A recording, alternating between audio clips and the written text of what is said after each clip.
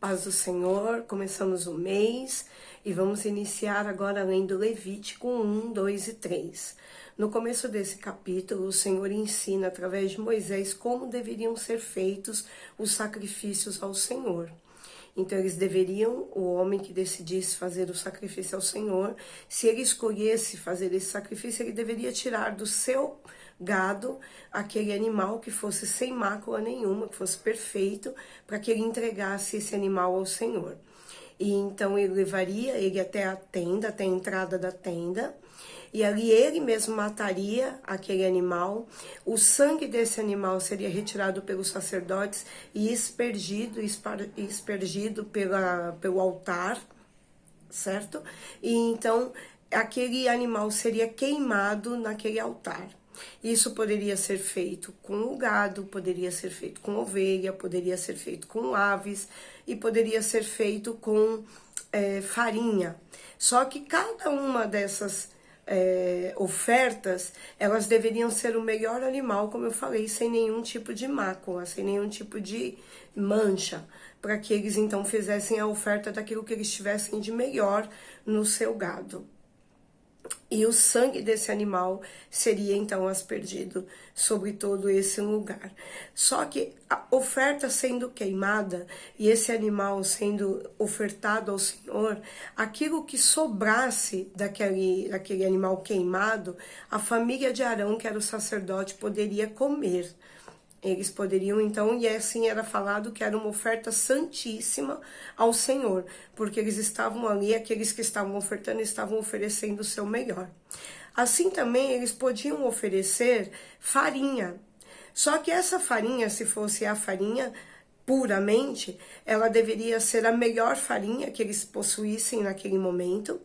Ou se eles fizessem dessa oferta uma oferta cozida, por exemplo, que eles fizessem uma comida para ofertar mesmo a Deus, essa oferta, esse alimento, esse manjar, ele não poderia ter nenhum tipo de fermento ou nenhum tipo de mel. E aí eu fiquei pensando o motivo porque o Senhor pediu, né, que essas ofertas sejam feitas ao Senhor dessa maneira. E, irmãos, eu não sou nenhuma teóloga, tá? Isso é só a maneira que Deus tem falado comigo, na medida que eu tenho lido essa palavra. E o que eu entendo é que o Senhor não queria que fosse feito, por exemplo, uma oferta de um pão e que aquele pão fosse enorme, né, com vista, para que as pessoas vissem, olha que pão bonito que essa pessoa está ofertando, mas que fosse o pão pura e simplesmente porque era oferta, então a farinha utilizada seria o tamanho daquele pão. E da mesma forma um alimento doce, né, então ele não deveria ser adoçado com mel. Ele deveria ser simplesmente o alimento como ele é. Então, eu entendo aqui, na forma que eu li, é que as nossas ofertas, quando nós oferecemos algo ao Senhor e até a nós mesmos, ele não tem que ser fantasiado, ele não tem que ser exageradamente bonito aos olhos de quem vê, porque o Senhor é aquele que conhece aquilo exatamente que eu estou oferecendo.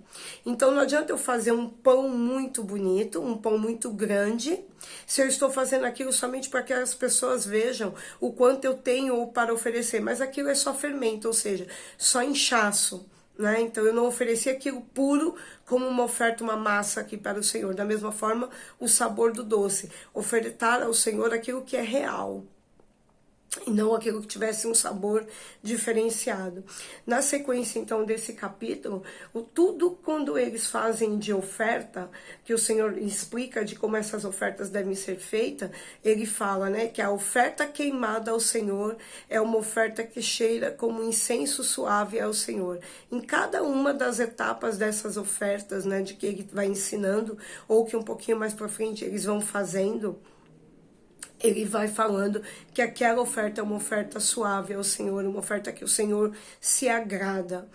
Então, ele um pouquinho mais para frente, ele também fala de como fazer ofertas de paz E é da mesma maneira, só que se ele vai entregar tudo aquilo a Deus, aquele melhor animal, sem mácula nenhuma, esse animal, o que for tirado dele, lembra-se, ele mata o animal, o sangue escorrido ali pelo altar é aspergido naquele altar, só que agora o Senhor deixa claro que a gordura desse animal e o sangue desse animal não podem ser comidos. Entendeu? Então, essa oferta que é dada ao Senhor nesse momento é dessa forma, assim, é a carne exatamente.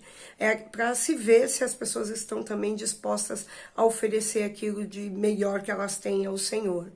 Então, essa oferta que é feita na entrada do altar, o local do holocausto já é feito logo na entrada do altar.